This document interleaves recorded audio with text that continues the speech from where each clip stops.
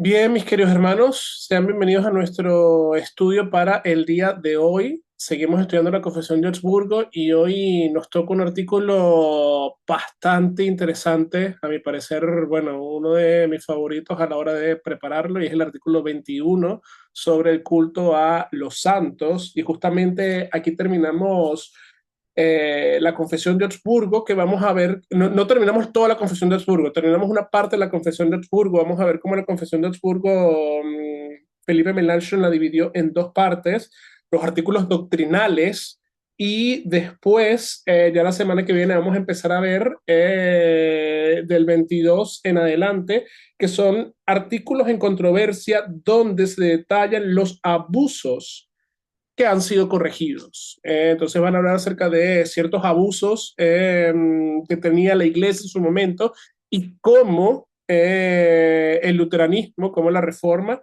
fue corrigiendo cada uno de esos abusos. Este artículo, el artículo 21, el culto a los santos, rechaza en sí el exceso medieval sin caer en la iconoclastia radical, donde querían sacar y donde en su momento sacaron los iconos e imágenes de todas las iglesias y de todos los templos, porque decían que era idolatría. Entonces vamos a estar viendo el día de hoy cómo la Confesión de Augsburgo responde a todo eso, y nos va a enseñar cómo ver correctamente a los santos, cuál es el papel que juegan los santos en nuestra iglesia y en la fe. Entonces, antes de empezar con el artículo, vamos a orar. En nombre del Padre, del Hijo y del Espíritu Santo. Amén. Amado Padre Celestial, infinitas gracias te damos por tu misericordia. Gracias, Señor, porque tú nos has llamado mediante tu evangelio a ser tus santos. Gracias por toda la comunión de los santos que tú sigues levantando, Señor, a lo largo del tiempo aquí en esta tierra. Te pedimos que tú nos sigas fortaleciendo a cada uno de nosotros, Señor, y podamos seguir viendo a los santos como un ejemplo de fe, y podamos imitar, Señor, su ejemplo de fe y de caridad hacia el mundo entero. Acompáñanos y cuídanos, porque te lo pedimos en el santo nombre de Dios Jesucristo, nuestro Señor. Amén.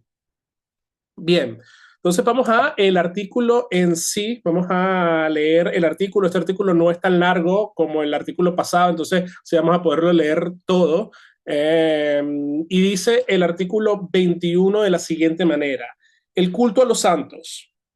Respecto al culto de los santos, los nuestros enseñan que han de tener memoria de los santos para fortalecer nuestra fe, viendo cómo ellos recibieron la gracia y cómo fueron ayudados mediante la fe. Además, debemos seguir el ejemplo de sus buenas obras, cada cual de acuerdo con su vocación. Su Majestad Imperial, al hacer guerra con los turcos, puede seguir provechosa y piamente el ejemplo de David, que ambos desempeñan el oficio real, que exige la defensa y la protección de sus súbditos. Pero no se puede demostrar con la escritura, que se debe invocar a los santos e implorar su ayuda. Hay un solo Dios y un solo mediador entre Dios y los hombres, Jesucristo hombre. Él es el único Salvador y Él es el único sumo sacerdote, propiciador e intercesor ante Dios. Y solo Él ha prometido oír nuestra oración. De acuerdo con la Escritura, el culto divino más excelso, es decir, buscar e invocar el corazón de este mismo Jesucristo en toda necesidad y angustia. Si alguno hubiere pecado, abogado tenemos para con el Padre, a Jesucristo el justo, etcétera. Entonces, aquí ya estamos viendo cómo Felipe Melanchthon está abordando este artículo. Y fíjense que él va a hablar y nos va a comentar tres formas o tres cosas para poder ver a los santos. Primeramente, nos va a decir que necesitamos, o el culto a los santos nos enseña, por ejemplo, a traerlos a la memoria para fortalecer nuestra fe, en el sentido de ver cómo ellos recibieron la gracia de Dios cómo ellos fueron instrumentos de Dios, cómo ellos fueron ayudados mediante la fe. Y fíjense que nos está diciendo también para seguir su ejemplo de buenas obras en medio de la vocación cristiana. Ya Felipe Melanchthon en el artículo anterior hablaba acerca de la importancia de la vocación, de la fe que Dios obra en la vida de cada uno de nosotros y las buenas obras en medio de nuestra vocación. Y aquí va a seguir con este tema hablando de que los santos son un ejemplo de fe, de cómo se mantuvieron en la fe, cómo recibieron gracia de Dios y cómo por medio de esa gracia de Dios ellos se mantuvieron también haciendo buenas obras para con el prójimo en medio de sus vocaciones. Entonces, Felipe Melanchthon nos está hablando de tres cosas: la gracia de Dios, ejemplo de fe y ejemplo de obras en medio de la vocación. Entonces, fíjense que este artículo, su tesis central, la podríamos dividir en dos partes, como el catecismo, lo que podemos hacer y lo que no debemos hacer. Entonces, vamos a empezar con el aspecto positivo, el sí, lo que nosotros, por ejemplo, como luteranos afirmamos y cómo nosotros entendemos a los santos. Y las dos cosas que nosotros como luteranos hacemos es tenerlos o traerlos a la memoria e imitarlos. ¿Qué significa esto? La iglesia luterana celebra y honra la memoria de todos los santos en la fe. Cuando miramos la vida, por ejemplo, del apóstol San Pablo, del apóstol San Pedro, de San Agustín de Hipona, de Timoteo, de mujeres como Perpetua, hacemos dos cosas. Hablamos, damos gracias a Dios primero por la vida de cada uno de estos santos, de cada uno de estos hombres y mujeres que mostraron esta virtud cristiana en medio de sus vidas, y también ejercitamos la imitación. ¿Qué significa esto? Observar cómo la fe de ellos se mantuvo quizás, por ejemplo, en medio de las tribulaciones, y cómo nosotros ahora, en medio de nuestras vocaciones como cristianos, como padres, como madres, como ciudadanos, como pastores, como trabajadores, podemos imitar esa misma fe. Y esto no es algo luterano, esto no es algo innovador. El apóstol San Pablo le dice a los corintios: sean imitadores de mí como yo soy imitador de Cristo mismo. El enfoque que está dando aquí el apóstol San Pablo, perdón, es totalmente y meramente cristocéntrico. Él está diciendo: no es que me vayan a imitar a mí porque yo sea perfecto, no, no, no, imítenme a mí porque yo estoy reflejando el carácter de Jesús en mi vida. Yo como cristiano estoy reflejando este carácter, yo estoy viviendo bajo el Evangelio. Entonces vemos cómo Dios sostuvo al apóstol San Pablo, cómo Dios ha sostenido a su iglesia a lo largo de toda la vida, y Dios nos sigue sosteniendo el día de hoy a cada uno de nosotros. Los santos son un espejo que muestran la fidelidad de Dios en la vida de cada uno de nosotros y en la vida de la iglesia. ¿Qué no podemos hacer con los santos? Nos enseña este artículo.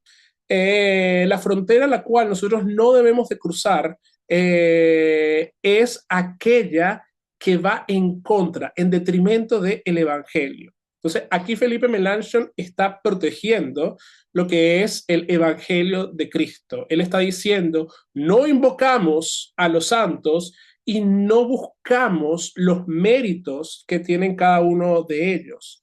La escritura, por ejemplo, es categórica.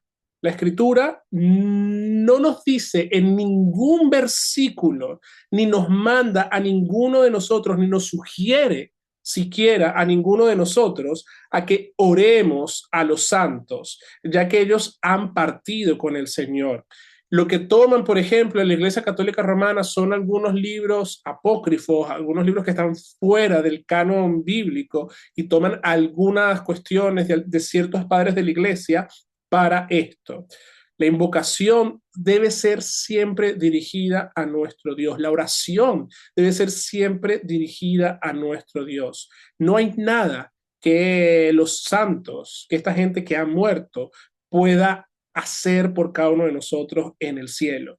Fíjense lo que dice el artículo: abogado para con el Padre tenemos, que es Jesucristo. Nos dice que hay un solo mediador entre Dios y los hombres, Jesucristo hombre, que el único Salvador y el único sumo sacerdote y propiciador e intercesor es Dios mismo. Eso es lo que nos enseña las Sagradas Escrituras. Todo lo demás, esta invocación a los santos es pagano. No es algo que viene de las Sagradas Escrituras, no es algo que viene de Dios. Y fíjense que la razón por la cual mucha gente invocaba en la Edad Media a los santos, ya vamos a ver un poco el contexto histórico, pero una de las razones por las cuales muchas personas o el 99% de las personas invocaban a los santos era por lo segundo, por los méritos. Se creía que los santos tenían un excedente de buenas obras que ellos podían transferir a todas las demás personas para sacar o salvar el alma del purgatorio o aplacar un poco la ira de Dios. La Confesión de Augsburgo nos va a decir, no, no, no, por ahí no podemos ir.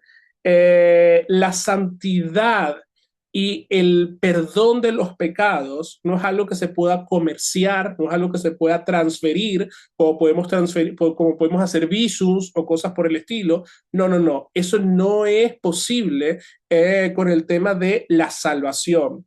Cada uno de nosotros nos salvamos no por nuestras obras, sino que nos salvamos por la obra de Cristo en la cruz del Calvario. ¿Y se acuerdan que la semana pasada yo les comentaba que esto para Roma saltaban las alarmas porque decían que si la salvación era totalmente gratuita, entonces la gente iba a hacer lo que le diera la gana? Entonces fíjense que nosotros y la palabra de Dios nos habla de que todo lo que opaque la obra de Cristo y de su cruz debe ser desechado y debe ser corregido. El enfoque que está dando la Confesión de Augsburgo aquí es bastante cristocéntrico, es apuntando todo al único mediador que nosotros tenemos entre Dios y los hombres, que es Jesucristo hombre. Cristo es lo único que tú y yo necesitamos. Los santos que nos han precedido en la fe, todos ellos vieron a Jesús, todos ellos siguieron a Jesús, todos ellos se mantuvieron firmes en la verdadera y única fe. Y fíjense que, por ejemplo, nosotros como Iglesia Luterana tenemos un respeto tan alto a los santos que, por ejemplo, si ustedes buscan en su ignario, en nuestro ignario, en la página 12, en números romanos, tenemos una sección que se llama fiestas y festividades del año litúrgico. Tenemos todo el calendario litúrgico y tenemos las fiestas y las festividades. Y, por ejemplo, el calendario litúrgico empieza nada más y nada menos que con la fiesta de San Andrés, apóstol. Empieza con la fiesta de un santo. Luego, por ejemplo, en diciembre tenemos Santo Tomás Apóstol, San Esteban Mártir, San Juan Apóstol y Evangelista, los santos inocentes mártires.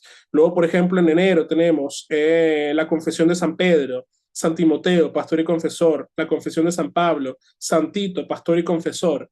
¿Por qué nosotros conmemoramos y por qué nosotros celebramos estas festividades?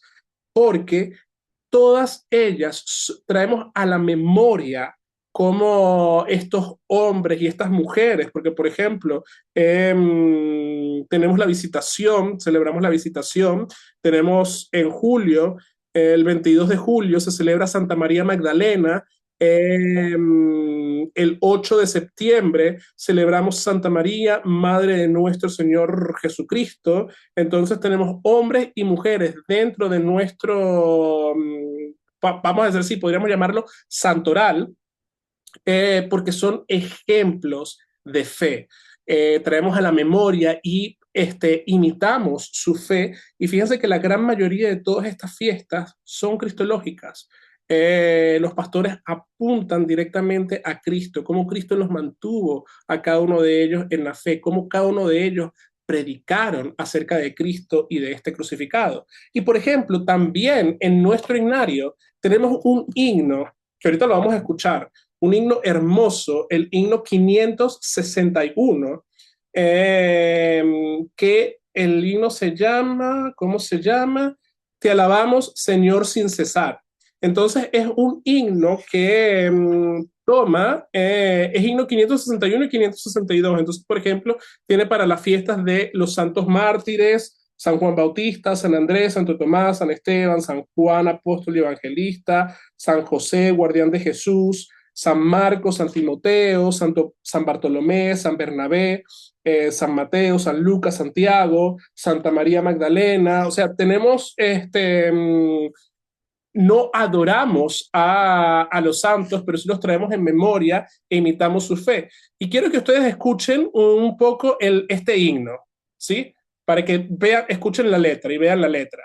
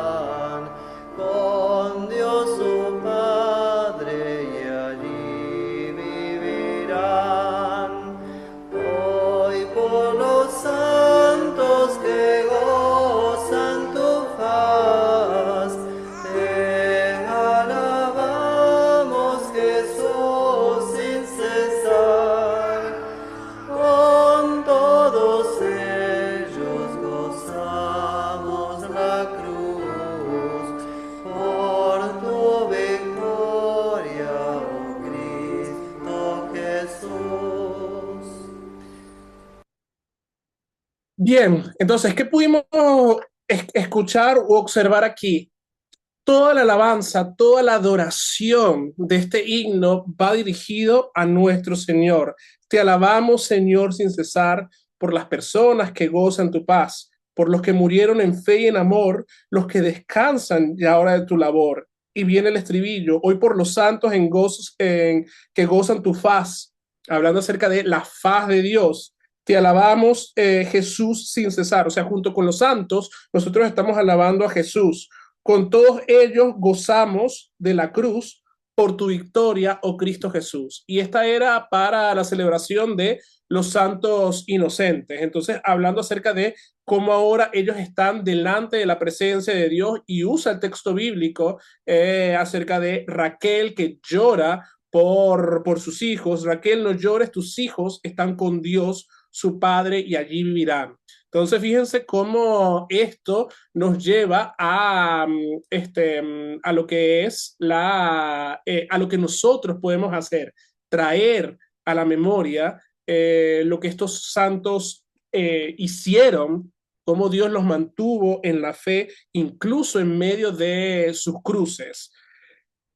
Ahora, quiero compartir un poco, por ejemplo, lo que habla el doctor Little en su exposición sobre la Confesión de Augsburgo acerca de la verdadera veneración y la falsa veneración.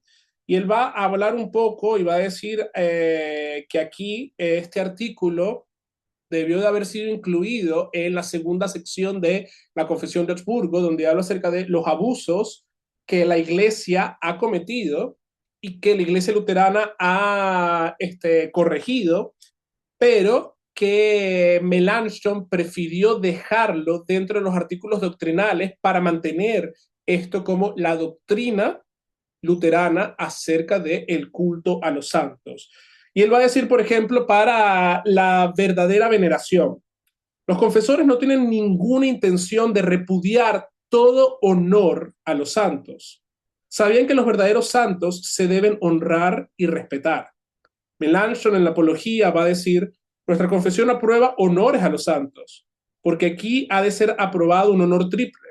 Y aquí vemos el honor triple. Primeramente, en acción de gracia, pues debemos dar gracias a Dios porque ha demostrado ejemplos de misericordia y porque han demostrado que Él quiere salvar a los hombres, porque Él ha dado maestros y otros dones a la iglesia. El segundo servicio que prestan los santos para su iglesia es el fortalecimiento de nuestra fe. ¿Cómo? Cuando vemos que la negación de Pedro, por ejemplo, fue perdonado, somos también nosotros animados a creer aún más en la gracia, la gracia que sobreabunda en medio del pecado. La tercera honor que dice Melanchthon en la Confesión de Augsburgo es la imitación. En primer lugar, en fe, y luego en las virtudes, que cada uno debe imitar según su oficio, o sea, según su vocación. Los adversarios no exigen estos honores verdaderos. Ellos disputan solamente sobre la invocación. Vamos a ver que en la Confutatio la respuesta católica romana a la Confesión de Augsburgo, ellos van a rechazar este artículo por el tema de la invocación a los santos porque se está negando. El artículo niega la invocación a los santos y a las obras de los santos, pero ya sabemos la realidad y el porqué, pero lo vamos a ver ahorita en el contexto histórico. Ahora, todos estos textos que aparecen aquí, ahorita se los voy a leer, pero fíjense cómo todos estos textos que están aquí son los que nos hablan acerca de la verdadera veneración a los santos. Acción de gracia, fortalecimiento de nuestra fe e imitación de fe virtuosa. No tenemos ningún texto bíblico que nos hable acerca de invocar a los santos o de buscar a su ayuda. Sigue diciendo el doctor Little, mientras que los santos deben ser honrados debidamente por su lealtad en el servicio al Señor, Roma no quiere que ellos tengan ningún mérito ante Dios que les haga entrar al cielo y que nosotros ahora debemos invocarlos a ellos en nuestras luchas aquí en la tierra. Nosotros en verdad debemos tener grata memoria de ellos y de seguir sus pasos en fe, pero siempre debemos mirar no a ellos, sino a Jesús, puestos los ojos en Jesús, el autor y consumador de la fe, el cual por el gozo puesto delante sufrió la cruz, menospreciando el oprobio, y se sentó a la diestra del trono de Dios. La perversión de Roma, a saber, la invocación a los santos, el pedir ayuda, también debe ser rechazada, porque derroga a Cristo, que es nuestro único mediador, propiciador, sumo sacerdote e intercesor.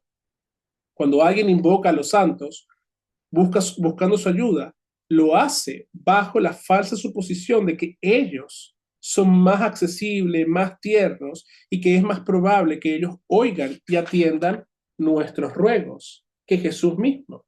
Pero fíjense lo que dice la Escritura. La Escritura va a decir, hijitos míos, este es Juan, primera de Juan 2, 1 al 2. Hijitos míos, estas cosas os escribo para que no pequéis. Si alguno hubiere pecado, abogado tenemos para con el Padre, a Jesucristo el justo. Primera de Corintios 2, 5. Porque hay un Dios, asimismo un mediador entre Dios y los hombres, Jesucristo hombre, Juan 14:6. Jesús les dijo, yo soy el camino, la verdad y la vida. Nadie viene al Padre sino por mí. Eh, Juan 1:12. Mas a todos los que lo recibieron, a los que creen en su nombre, les dio potestad de ser hechos hijos de Dios. Juan 3:35 al 36. El Padre ama a los hijos y todas las cosas ha entregado en su mano. El que cree en el Hijo tiene vida eterna, pero el que rehúsa creer en el Hijo no verá la vida, sino la ira de Dios sobre él. Apocalipsis nos habla acerca y nos dice que la invocación a las criaturas es idolatría. Yo me postré, dice Apocalipsis, a sus pies para adorarle, y él me dijo, mira, no lo hagas, yo soy consiervo tuyo y de tus hermanos que retienen el testimonio de Jesús.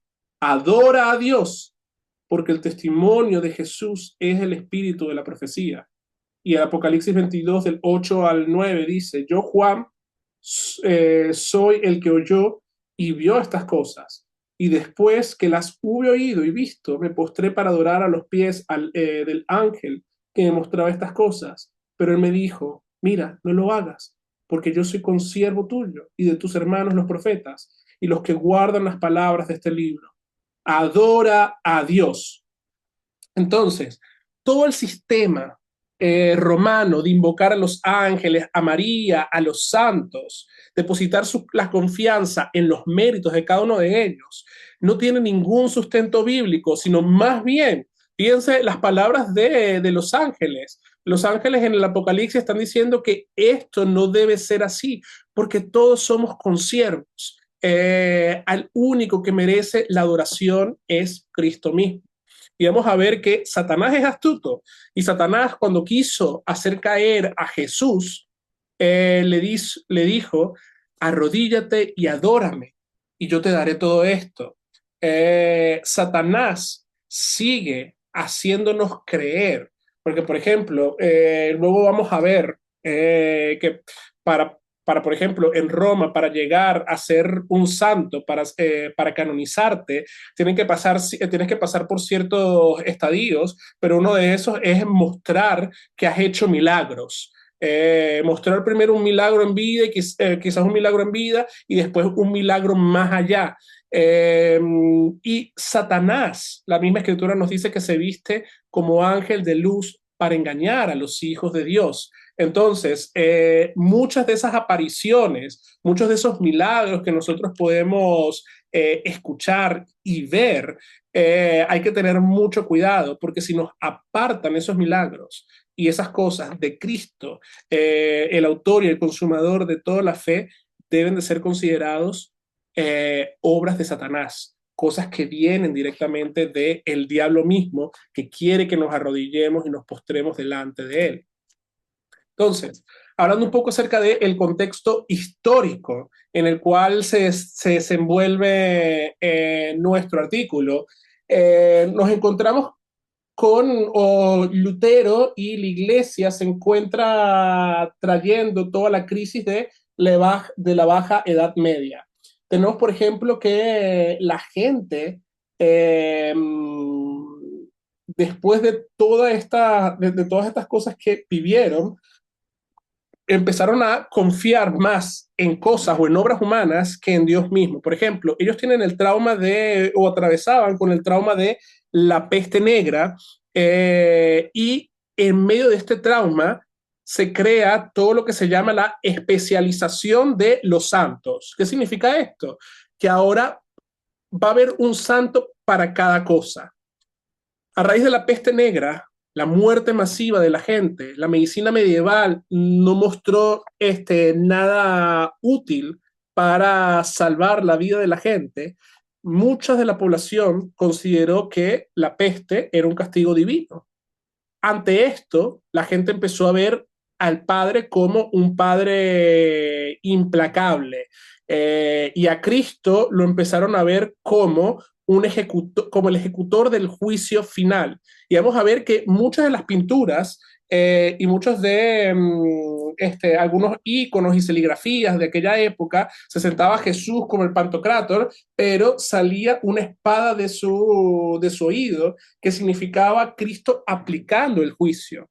Entonces, ¿qué es lo que la gente a raíz de esto empezó a decir y empezó a hacer? Necesitamos a alguien más compasivo que Jesús, porque Jesús viene con mano dura a destruirnos. Entonces empezaron a hablar acerca de, bueno, ¿quién es la única persona que pudiera aplacar el corazón duro de Jesús? Su madre. Entonces empezó todo este culto y toda esta adoración a María y empezaron también las especializaciones de los santos. Entonces, por ejemplo, voy a leer, y esto no me lo estoy inventando yo, voy a leer lo que Lutero, por ejemplo, dice en el Catecismo Mayor, primer mandamiento, acerca de todo esto y acerca de la idolatría. Fíjense lo que dice Lutero, perdón. Por tanto, repito, tener un Dios significa, en correcta interpretación, tener algo en lo que el corazón se confíe por entero. Recuérdense lo que en nuestra ceguedad, aquí está hablando Lutero diciendo que él cayó en esto, en nuestra ceguedad, hemos venido practicando y haciendo en los tiempos del papado. Contra el dolor de la muela se ayunaba y se celebraba honores a San Apolonio. Para prevenir un incendio se apelaba a San Lorenzo.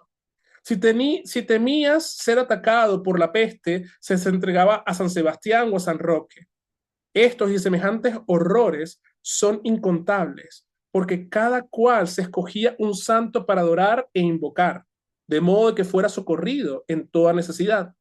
También pertenecen a este grupo aquellos que actúan de forma muy grosera y llegan a pactar con el diablo para que les dé dinero suficiente y les ayude en sus amoríos o los preserve de las bestias o en fin, para recuperar bienes perdidos, etcétera, etcétera, como lo lleva a cabo los hechiceros y los nigromantes, pues todos estos colocan su corazón y su confianza en otro lugar que no es el verdadero Dios y no esperan ningún bien de él ni buscan tampoco de él.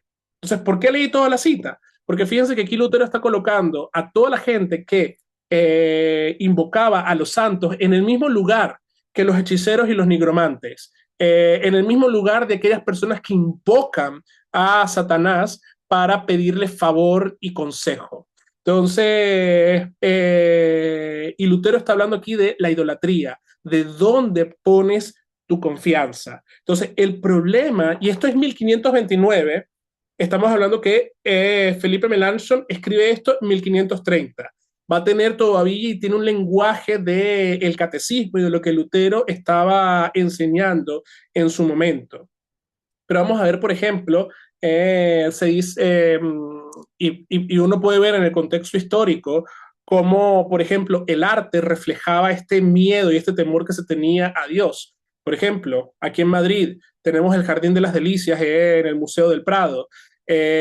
Por ejemplo, también está la Divina Comedia. Cuando leemos la Divina Comedia, vemos todo este miedo, todo este temor que se tenía alrededor de Dios el Padre y del castigo por las obras que nosotros hacíamos o no hacíamos. Vemos, por ejemplo, también que los méritos se empezaron a comercializar y se empezó a llamar el tesoro de los méritos. Entonces, por ejemplo, en la apología de este artículo, Melanchthon va a decir, eh, que la escritura nos habla de que solamente hay un mediador entre Dios y los hombres, Jesucristo hombre. La escritura nos está hablando acerca de la oración a Jesús. Cómo nosotros, y estas son palabras de Felipe Melanchthon, cómo nosotros vamos a tomar a la bienaventurada Virgen María para empezar a orarle a ella y pedirle cosas y que nos dé méritos. Si es que ella hablara con su hijo allá en el cielo, ¿qué mérito ella nos puede dar a cada uno de nosotros? Al hacer esto, nosotros le estamos robando, le estamos quitando a María su lugar, su privilegio que tiene, le estamos volviendo una mentirosa también. y nosotros estamos quitando también a Jesús, va a decir Melanchthon, del lugar en donde Él está, que es en la cruz dándonos perdón de nuestros pecados, que es en el cielo ahora abogando por cada uno de nosotros, mostrando al Padre las marcas de la crucifixión, mostrando al Padre las marcas del sacrificio de nuestra redención, diciendo, yo morí por cada uno de ellos. Mis méritos son más que suficientes. Y entonces después empezó a invocar a los santos, ya no por un modelo de conducta o de fe, sino por ignorancia. En este momento la ignorancia había crecido tanto y la Iglesia Católica se hizo media también del miedo que tenía la gente por la peste y por las enfermedades, y la ignorancia bíblica que tenía la religiosidad popular, para empezar a colocar estos rezos, para empezar a colocar estas obras meritorias para conseguir dinero. Entonces vemos cómo Roma creó todo un sistema pagano para poder, en teoría, recaudar también y recolectar dinero para su propio beneficio. Y esto me recuerda un poco, esta invocación a los santos, me recuerda un poco, y estaba leyendo el texto antes de entrar, Primera de Samuel 28, cuando se prohíbe a todo el pueblo a ir con hechiceros y todo lo demás, y Saúl va, porque Saúl está perdiendo la guerra, porque Saúl sabe que Dios lo había abandonado, porque él había cometido pecado, él había desobedecido a Dios y quiere pedir consejo a Samuel. Entonces él va donde la hechicera de Endor y Samuel se presenta delante de Saúl y, por ejemplo, Samuel le va a decir, ¿por qué me has inquietado haciéndome venir? Y Saúl le respondió, estoy muy angustiado y los filisteos pelean contra mí y Dios se ha apartado de mí y no me responde. Y Samuel le va a decir, ¿y para qué me preguntas a mí si Jehová se ha apartado de ti y de tus enemigos? Jehová te ha echado, como dijo, por medio de mí, pues Jehová ha quitado el reino de tu mano y lo ha dado a tu compañero David. Capítulos después, 2 o 3 capítulos después, Saúl muere en batalla. Entonces vemos cómo la gente quiere confiar en este tipo de cosas en vez de confiar en el único mediador que nosotros tenemos, que es Cristo, nuestro Señor, quien nos ha dado absolutamente todas las cosas. Esto se lo puse la semana pasada. Aquel que no conoció pecado se hizo pecado por nosotros, para así darnos la salvación. Los únicos méritos que nosotros necesitamos son los méritos de Cristo. Entonces, ¿cuál fue o cuál es la respuesta en Augsburgo? ¿Cuál es la respuesta de Felipe Melanchthon? Siguiendo un poco con el contexto histórico, tenemos que comprender, por ejemplo, la genialidad de Felipe Melanchthon en este artículo. Eh, y tenemos que trasladarnos quizás un poco a el año en que estamos, en que se desenvuelve toda la dieta de Habsburgo. Felipe Melanchthon sabe lo que está sucediendo, sabe que el emperador se encuentra, y bueno, todo el imperio se encuentra bajo el ataque de los turcos. Y el imperio, los turcos están amenazando con destruir todo el imperio, que era lo que quería Carlos V. Carlos V quería volver a unificar toda la iglesia. ¿Por qué? Porque habían problemas internos y con los problemas internos y con los problemas externos, todo el imperio se estaba debilitando.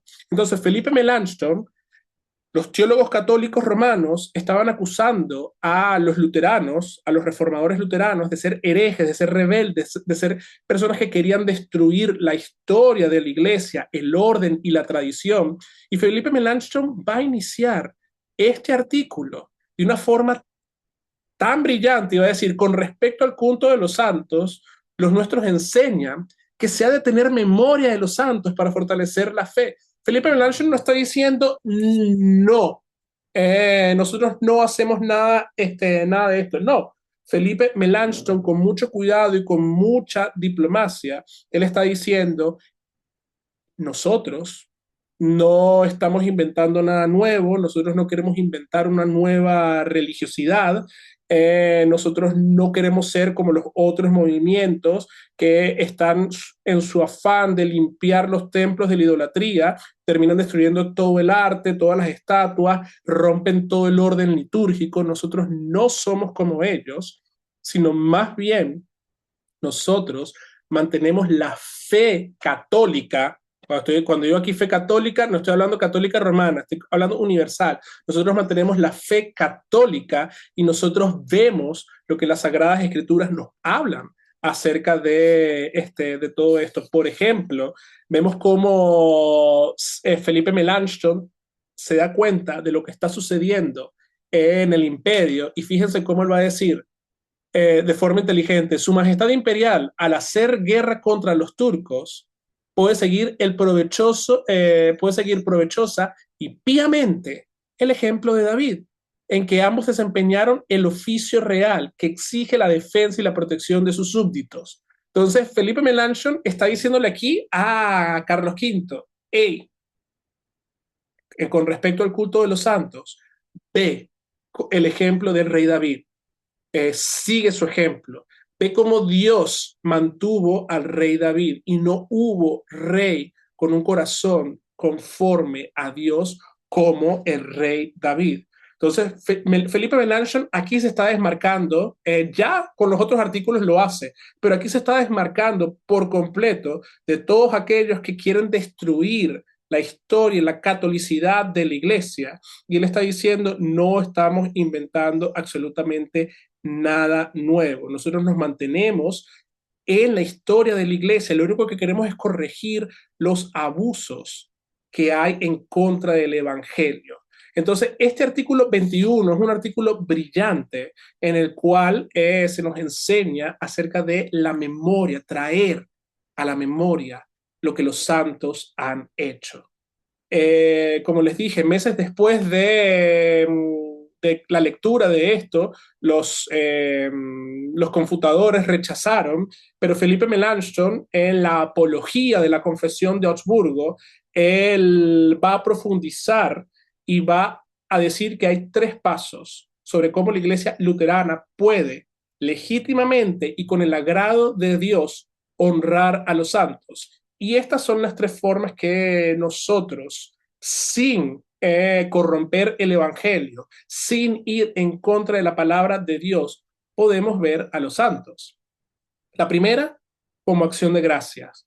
La primera forma de honrar a los santos es mirar su vida y estallar, prorrumpir en alabanza, como escuchamos en el himno. Hoy con los santos, pero no estamos alabando a los santos, sino que estamos alabando a Dios. Damos gracias a Dios por la gracia que Él ha mostrado para con sus hijos, por la misericordia que ha mostrado para con sus hijos, por cómo el poder del Espíritu Santo está en medio de una humanidad caída de pecadores y cómo Él nos levanta a cada uno de nosotros. Gracias damos a Dios por esos hombres y por esas mujeres que han sido martirizados, que han confesado su fe, que han muerto. Y fíjense cómo la liturgia prorrumpe en júbilo y en acción de gracia. Y en la parte de la Santa Cena nosotros decimos con ángeles y con arcángeles y con toda la corte celestial. No estamos hablando de la corte celestial, estamos hablando de los santos que nos han precedido, de todos los santos que han muerto y están en el reino eterno, en el cielo eterno, y están junto con nosotros en ese momento porque el cielo y la tierra se juntan y cantamos, Santo, Santo, Santo, Señor Dios de Sabaoth. Cielo y tierra están llenos de tu gloria, Hosana en las alturas. La segunda respuesta de Augsburgo es el fortalecimiento de la fe. Aquí vemos un uso pedagógico y pastoral que tiene Felipe Melanchthon en cuanto a los santos, mostrando cómo ellos se mantuvieron en la fe. Entonces, por ejemplo, ya yo les hablé un poco acerca de cómo Pedro es un hombre que nos sirve a cada uno de nosotros para mostrar eh, este ejemplo de fortalecimiento de la fe. Hay un libro Eh, este libro está en inglés, pero se llama Los mártires en la fe en un mundo sin fe.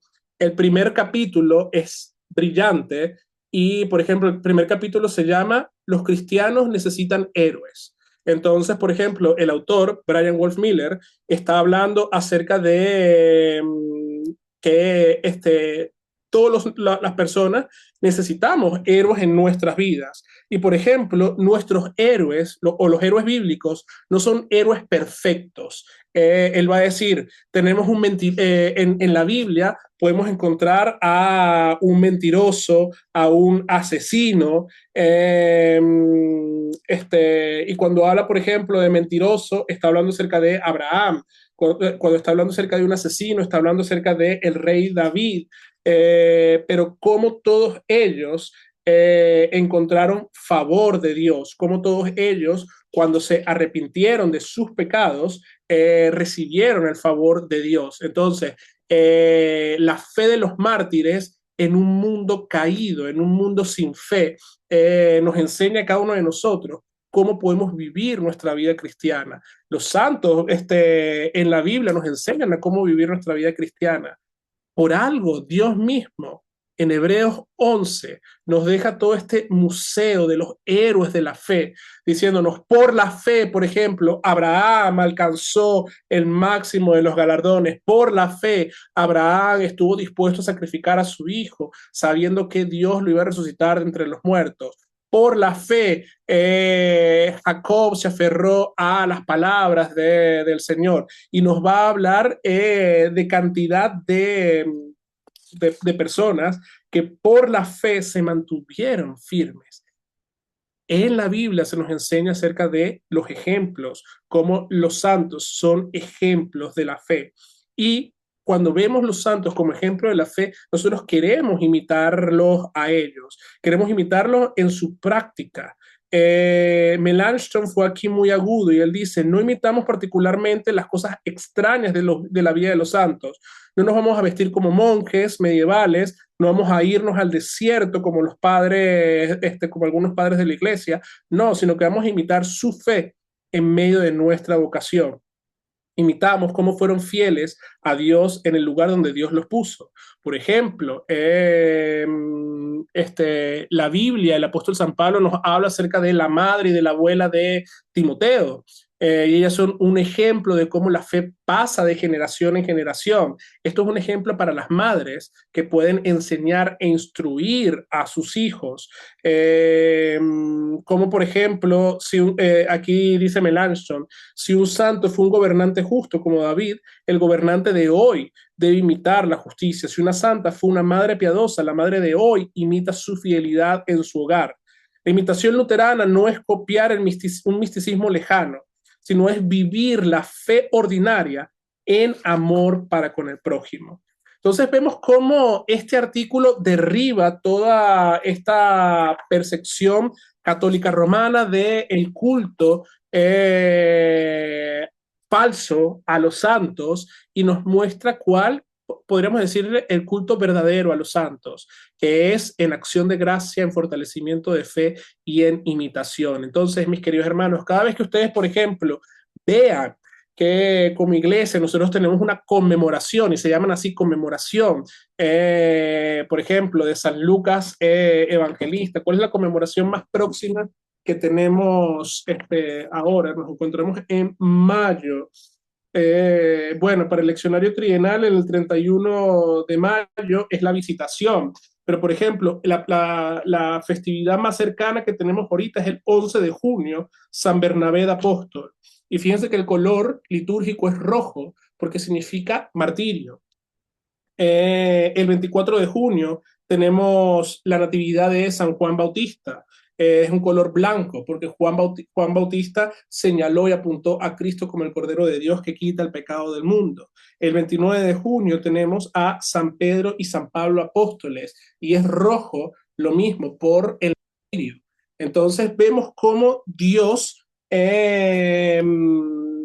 por medio de los santos, nos ayuda a fortalecer nuestra fe, a mantenernos firmes en la fe y a seguir el ejemplo de cada uno de ellos.